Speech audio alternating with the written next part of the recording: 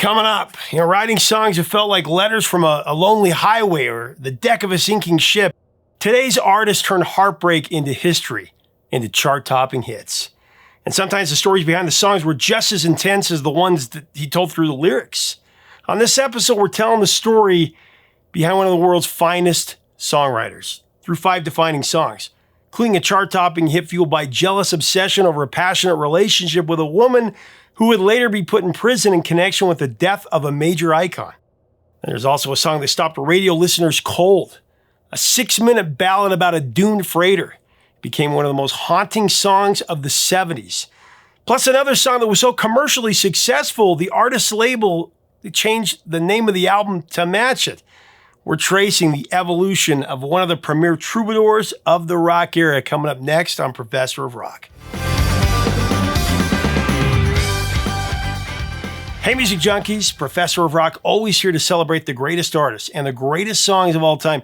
If you remember walking to the bus stop to get to school, you're going to dig this channel of deep musical nostalgia. Make sure to subscribe below right now. I know that you're going to love this channel and find something to dig. Also, make sure to check us out at professorofrock.com for our live streams and other content there. So it's time for another episode of our series Evolution. This is the show where we tell the story of a band or an artist's career through 5 defining tracks. Now, these may not be their most popular songs. They may not even be my personal favorites.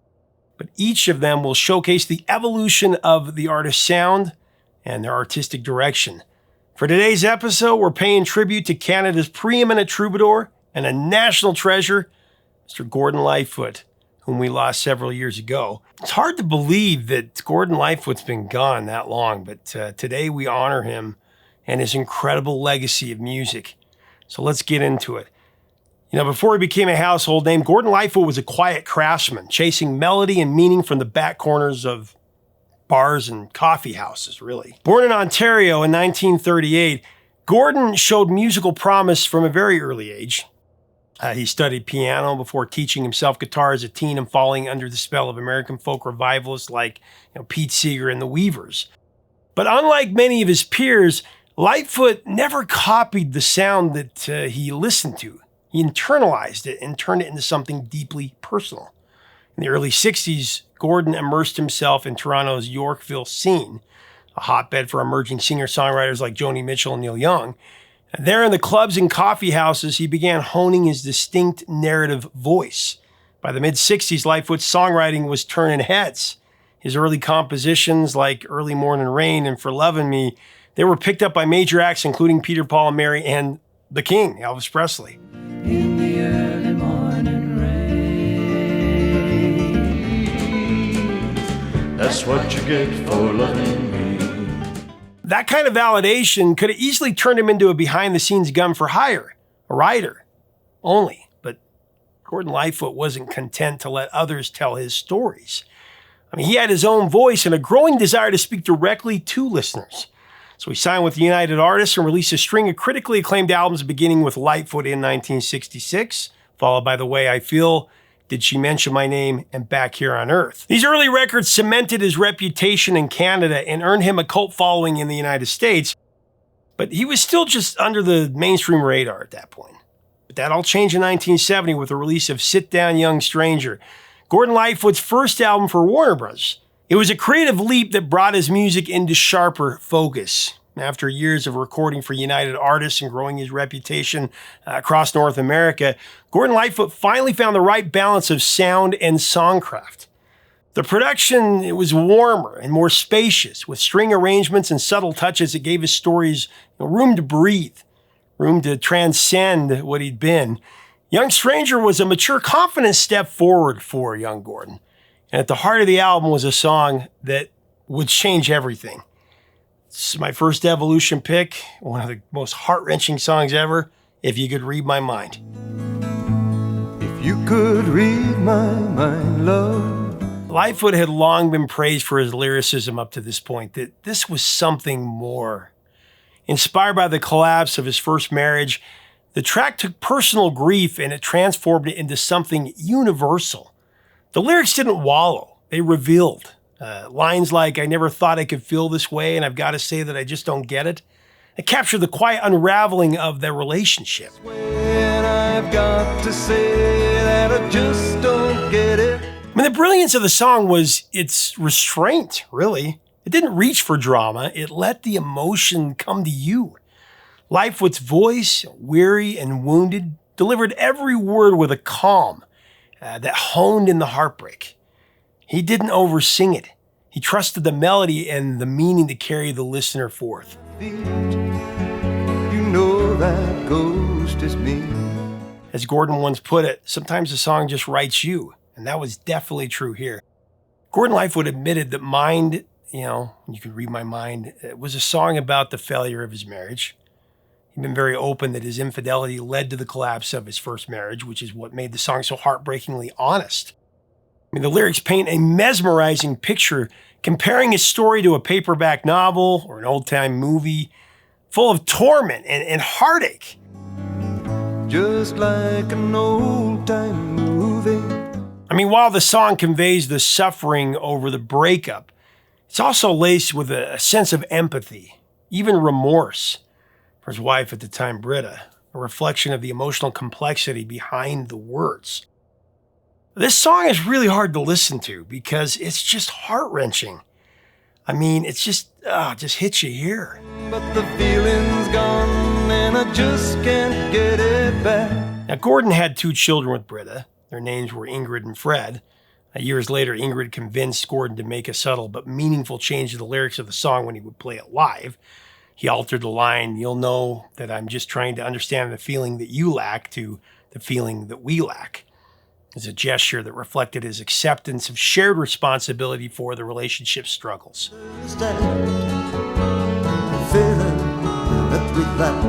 What began as a deeply personal reflection became a chart-topping phenomenon. If You Could Read My Mind climbed to number 5 on the Hot 100, and it went to number 1 on the U.S. Adult Contemporary chart, making Gordon Lightfoot a household name in the States for the very first time. It also reached number 1 in his home country of Canada.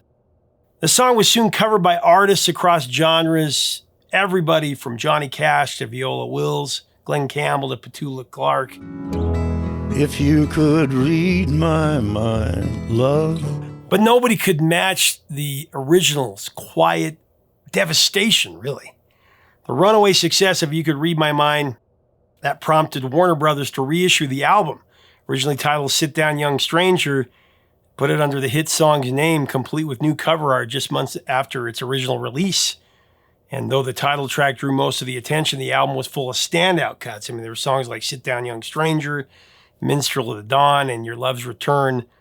These songs further showcased Gordon Lightfoot's gift for blending poetic imagery with everyday emotion. Sit down, young stranger, and tell us where you've been. The minstrel of the dawn is here to make you laugh. Listen to them talking about your love's return. Sit Down Young Stranger marked a turning point in Gordon Lightfoot's evolution. He was no longer just a folk troubadour from Toronto's Yorkville scene.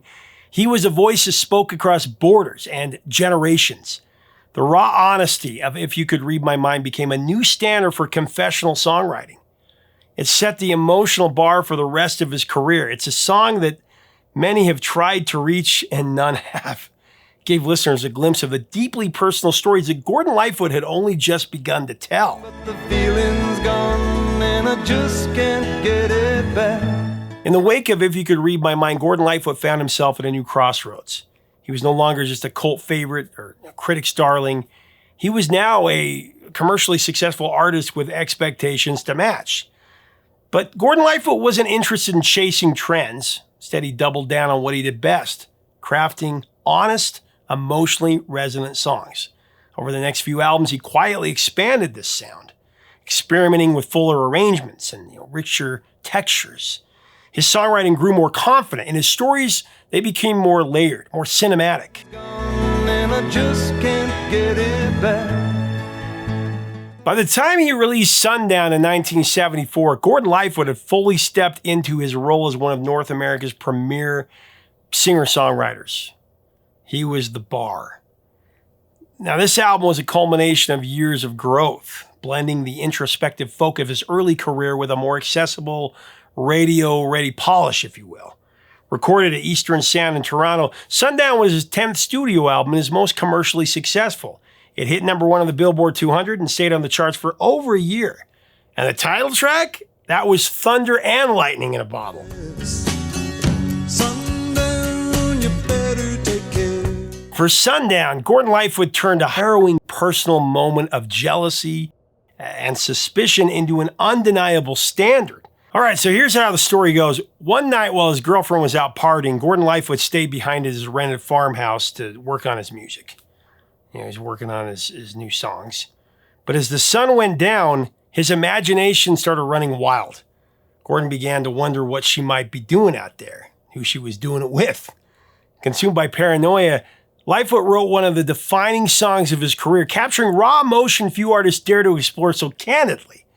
With lines like, "I can see her lying back in her satin dress," Lightfoot conjures vivid images of infidelity. I can see her lying back in her satin dress. His imagination fills in the gaps, allowing us as the listeners to do the same.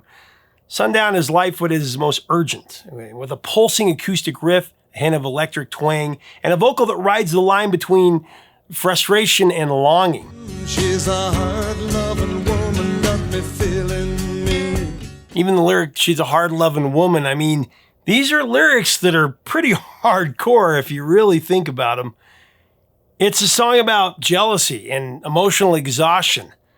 The lyrics don't spell it out exactly, but the tension is unmistakable. When I get feeling better, when I'm feeling no pain. When he says, "Sometimes I think it's a shame when I get feeling better when I'm feeling no pain." Now, the woman at the center of the song is dangerous. She's intoxicating. A muse that keeps pulling him back in. Gordon Lightfoot would later confirm the song was inspired by his backup singer and then girlfriend Kathy Smith. Their troubled relationship would spiral into infamy years later. More on that in a second. Gordon Lightfoot's breakup with his wife Britta a year earlier had already made headlines across Canada. Their divorce, prompted by, Lightfoot's infidelity, was one of the largest divorce settlements in Canada at that time. And in the aftermath, Gordon Lightfoot found solace in his relationship with Kathy. Their relationship was turbulent, it was intense, it was emotional, but it fueled Lightfoot's creativity. Kathy became the muse and the worry behind the haunting lyrics of Sundown and other songs. I find you've been creeping round my back stairs. The now iconic chorus, "Sundown, you better take care if I find you've been creeping around my back stairs," that became a veiled threat aimed not at Kathy. A lot of people think it's aimed at her, but it's aimed at the man trying to steal her away. According to Lightfoot's own website, the mysterious Sundown isn't the woman, it's her potential lover. Sundown, you better take care. Lightfoot also hinted that the line "feeling no pain" referenced his growing struggles with alcohol, substance abuse. During this period, booze was a frequent and destructive companion for him, fueling the tensions that shaped both his personal life and his songwriting. But even without the backstory, Sundown, it just hits hard. It's a darker, moodier song than most people expected from the man who gave us "If You Could Read My Mind," and that really made it stand out. Sometimes I think it's a sin. Released in March of 1974, Sundown climbed to number 1 on the Hot 100 and number 1 on the Canadian charts. It actually knocked Paul McCartney and Wings Band on the Run out of the top spot, a moment that Gordon Lightfoot would fondly recall. Who wouldn't? Pretty cool.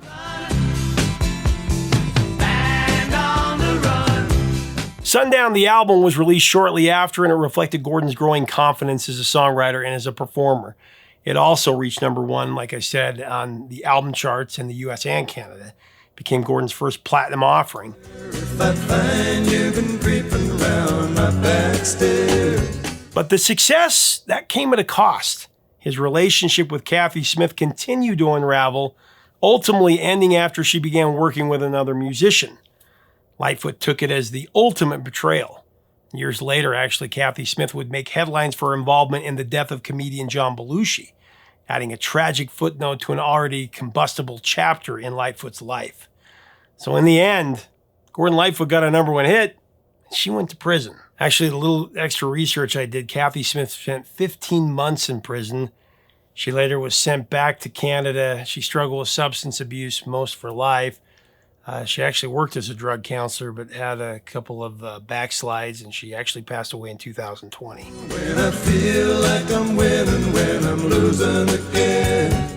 Now, after the brooding intensity of Sundown, Gordon Lightfoot offered something a little lighter, but no less poignant. His next single, Carefree Highway, is going to be my next pick. This is a song that reminds me of long drives with my dad. He loved this song. It was released in September of 1974 as the second single from the Sundown album. Knowing what to do. Carefree highway. The song took its title from a legal road sign that Lightfoot spotted while driving Arizona Route 74.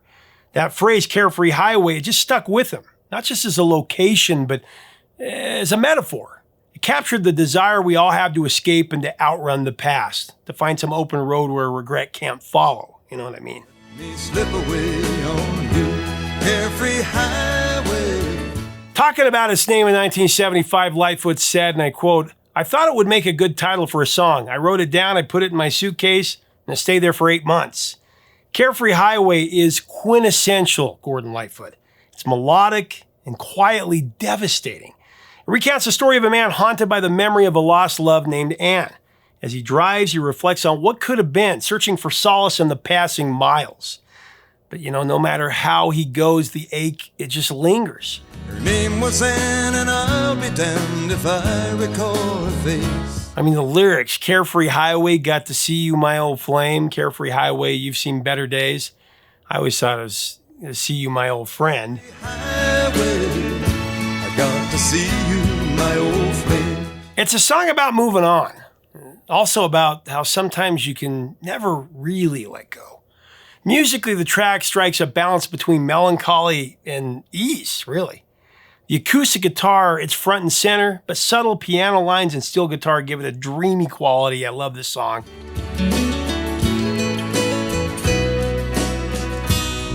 I mean, Gordon Lightfoot's vocal is gentle and unforced, like a man talking to himself on a long drive.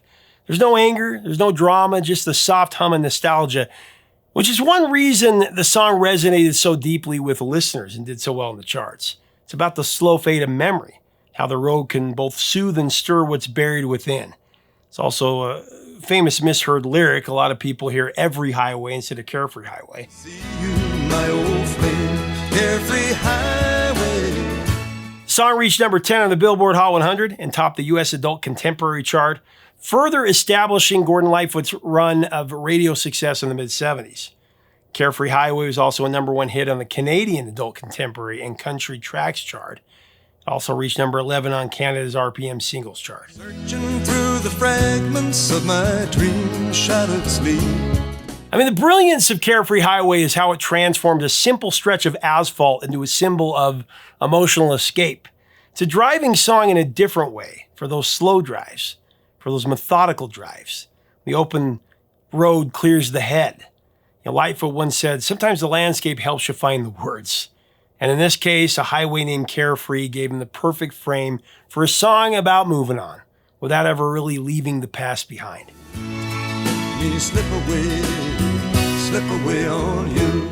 Now, by the mid-70s, Gordon Lightfoot had established himself as a songwriting institution, especially in his native Canada. Following the success of his Sundown LP, Lightfoot continued to refine his style. Spacious arrangements, rich acoustic textures, and lyrics that mined the emotional weight of daily life. While his previous records focused on personal themes of love and longing and loss, his writing was beginning to tell larger, more cinematic stories. And that transition would find its apex in 1976 with my fourth Evolution selection, one of the most haunting songs ever, The Wreck of the Edmund Fitzgerald. Without a sight came the wreck of the Edmund Fitzgerald. The album that carried it was Summertime Dream. In many ways, it felt like the culmination of everything that Gordon Lightfoot had been building toward. I mean, the production was polished, but not too slick. And Gordon's voice had matured enough to carry the extra gravity of these songs. The instrumentation leaned slightly more into folk rock with the addition of electric bass and steel guitar on these songs. Now, songs like Race Among the Ruins and Spanish Moss, it showed his continuing fascination with mortality and memory. And then there's I'm Not Supposed to Care, that revealed his vulnerability with stunning simplicity. Away we'll go sailing in a race among the ruins. Spanish moor, wish I'm not supposed to care. But the heart of Summertime Dream, and arguably the centerpiece of Lightfoot's entire career, the wreck of the Edmund Fitzgerald. 1,000 tons more than the Edmund Fitzgerald weighed empty. This song, truly epic. A nearly 6.5-minute ballad. There's no chorus. I mean, it was a truly unconventional single. And when it hit radio, it stopped listeners cold. Based on the real-life sinking of a Great Lakes freighter on November 10, 1975, it's been 50 years, the song retold the disaster with journalistic precision and poetic soul. The lake, it is said, never gives up her dead. That line alone set the song's somber, haunting tone. The lake, it is said, never gives up her dead. Gordon Lightfoot was struck by the tragedy when he read about it in Newsweek magazine. 29 men lost when the massive ship went down in Lake Superior during a fierce storm. Gordon Lightfoot immediately began researching the event and speaking with maritime experts. What emerged was more than a tribute. It was a modern folk epic. The verses unfold like chapters, naming the crew, the route, the storm, and the final descent. There's no fictionalization, no forced drama. The American side, coming back from some mill in Wisconsin. I mean, the story itself is enough. And Gordon Lightfoot, with his steady baritone and his delicate finger picking, he lets it speak. Musically, Edmund Fitzgerald is deceptively simple. And the song rides on a minor key chord progression with just enough variation to keep the tensions simmering, to keep us on the edge of our seat.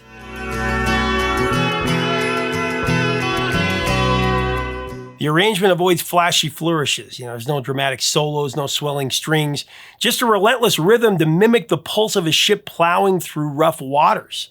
It's a masterclass in restraint and in respect. Lightfoot once said, and I quote, "I wanted to be as accurate as I could. True story, and I thought it should be told." I mean, man, you can feel the reverence in every note here. It might be the most haunting song in the modern pop canon. And all that remains is the faces and the names of the wives. Now, when The Wreck of Edmund Fitzgerald was released as a single, radio programmers were really skeptical. I mean, it was too long, it was too quiet, it was very serious, but listeners responded in droves. The song climbed to number 2 on the Hot 100 and went to number 1 in Canada. It earned Lightfoot a Grammy nomination and solidified his place as a folk historian. I mean, how many artists can you think of that could spin a maritime disaster into a chart hit?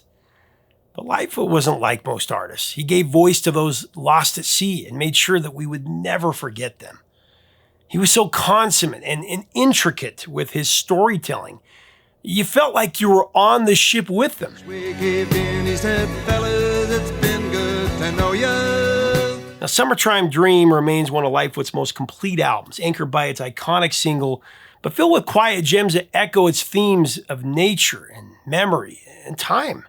Showed how far he'd come since his early folk days, not just in production, but in perspective. His songs weren't just about heartbreak anymore. They were about legacy, loss, and the human condition. With Summertime Dream, Gordon Lightfoot secured his legacy as Canada's premier troubadour, as the world's premier troubadour, really. The Wreck of the Edmund Fitzgerald, it's a timeless centerpiece of his career, like I said. Love of God goes when the waves turn the minutes to hours. After Summertime Dream, Gordon Lightfoot stood at the peak of his commercial success. The Wreck of the Edmund Fitzgerald had become a signature song, not just in his catalog, but in the broader American songbook. And yet, Lightfoot never seemed interested in chasing hits. Instead of capitalizing on what momentum he had with bigger productions or trend-chasing singles, he returned to doing what he did best, writing quietly profound songs. In the decades that followed there, Gordon Lightfoot's fame may have ebbed from the spotlight, but he never wavered from the artistry that made him what he was. 29 times for each man on the Edmund Fitzgerald. In the late 70s and early 80s, albums like Endless Wire and Dream Street Rose showed a shift toward more introspective, mature themes. His arrangements leaned into country folk and soft rock textures, sometimes incorporating synthesizers or electric guitars in small doses. But Gordon's pace slowed as the years went on, of course, but each new album felt like a letter from an old friend.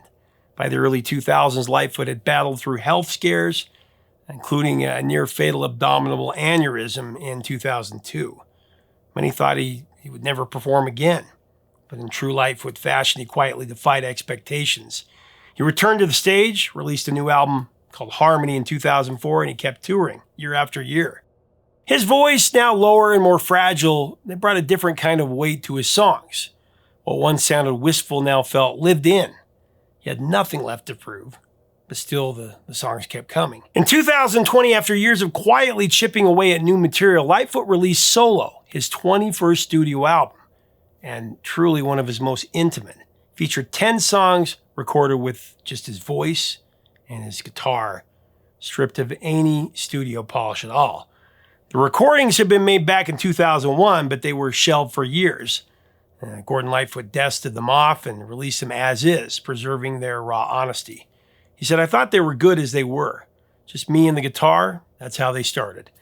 And buried in that quiet, unadorned collection was a song called Plans of My Own, a song that serves as both a reflective statement and a subtle act of defiance. And it's my final Evolution pick.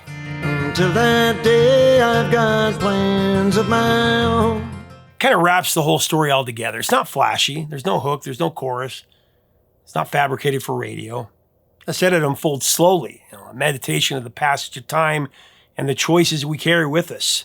The lyrics are simple. I know why I have to go. I've got plans of my own. But coming from a man in his 80s, those words hit differently. Sign that I behold as I journey onward. Felt like a farewell and a gentle reminder that some things you just have to do alone. Plans of My Own might not top any chart, but it tells you about everything you need to know about Gordon Lightfoot as an artist. There's no melodrama in the song, no sweeping strings or rousing finale, just a man and his guitar and a melody that lingers. It's not about arriving, it's about continuing. And in that way, it's a fitting final chapter in Gordon Lightfoot's discography. All I have to show is bits of give and take.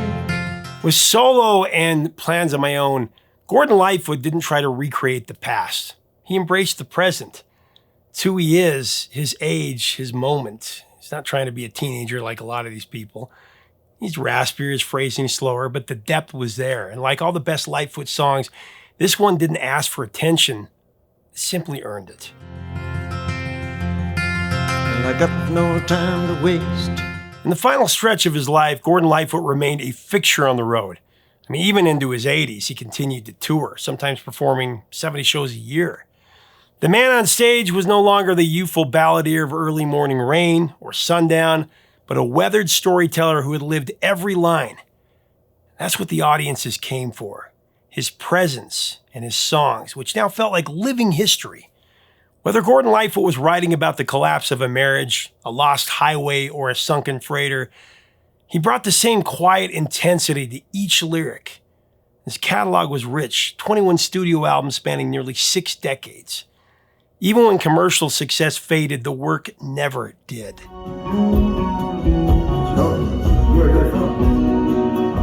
Gordon Lightfoot was inducted into the Canadian Music Hall of Fame in 1986, the Canadian Country Music Hall of Fame in 2001, and he became a Companion of the Order of Canada, one of the country's highest civilian honors. Artists from across genres and generations have paid tribute to him. Bob Dylan once said, "Every time I hear a Gordon Lightfoot song, it's like I wish it would last forever." Gordon Lightfoot passed away on May 1st, 2023. He's remembered not just as a Canadian icon or a folk legend, but as a poet of the everyday, someone who gave voice to the quiet, complex emotions that we all carry. Rest in peace, good soul. Anywhere to be right where you are. I love Gordon Lightfoot. He's just one of the greatest, most honest storytellers in history. What are your memories of the songs? What's your evolution picks for, or what are your evolution picks for Gordon Lightfoot? I apologize. I got my wisdom teeth out. I broke a tooth the other day. Had emergency surgery, so a little bit sore and not on my A game today. But man, so glad to reflect on Gordon Lightfoot and his career.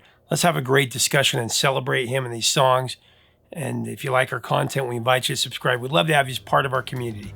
Till next time, 3 chords and the truth.